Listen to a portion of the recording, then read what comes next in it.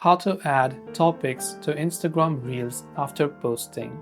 If you wish to add topics to Instagram Reels after posting, all you have to do is to simply make sure to launch the Instagram application over here.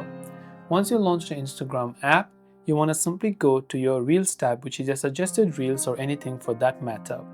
Now you can tap on this three dots icon and go to the option called Edit. Now what kind of topic you want to change, whether you want to change the preview thumbnail, so you can tap the edit button and you can choose to add a preview thumbnail that includes your topic title by adding it from your camera roll.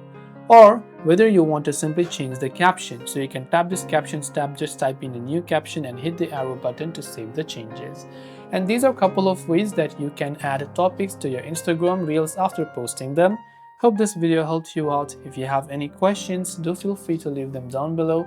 As always, thank you for watching and see you soon in the next video.